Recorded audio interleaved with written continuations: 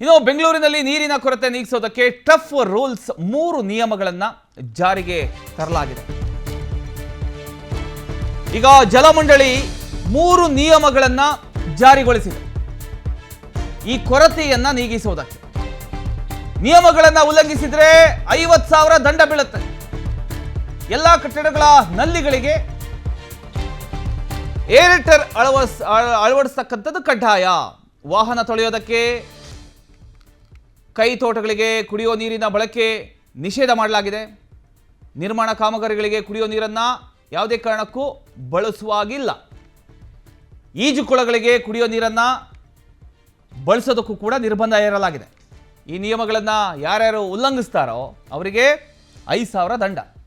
ನಿಯಮ ಉಲ್ಲಂಘನೆ ಮತ್ತೆ ಮರುಕಳಿಸಿದರೆ ನೀರು ಪೂರೈಕೆ ಕಡಿತಗೊಳ್ಳುತ್ತೆ.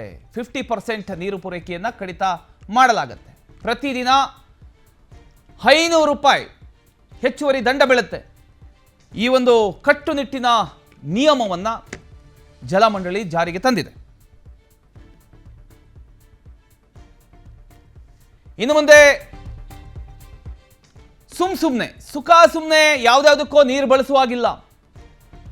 ಕುಡಿಯೋ ನೀರನ್ನ ಕಡ್ಡಾಯವಾಗಿ ಕುಡಿಯೋದಕ್ಕೆ ಮಾತ್ರ ಬಳಸಬೇಕು. ಅದನ್ನು ಬಿಟ್ಟು ಎಲ್ಲೋ ಒಂದು ಕಡೆ ಕಾಮಗಾರಿಗಳಿಗೆ, ವಾಹನ ತೊಳೆಯೋದಕ್ಕೆ ಅಥವಾ ಈಜುಕೊಳಕ್ಕೆ ಈ ರೀತಿ ಯಾವುದೇ ಕಾರಣಕ್ಕೂ ಬಳಸುವಾಗಿಲ್ಲ. ಬೈ ಚಾನ್ಸ್ ಬಳಸಿದ್ರೆ ಅವರಿಗೆ ಇಂತಿಷ್ಟು ಅಂತ ದಂಡ ಫಿಕ್ಸ್ ಆಗುತ್ತೆ. ಯಾಕಂದ್ರೆ ಎಲ್ಲ ಕಡೆ ನೀರಿನ ಕೊರತೆ ಇದೆ.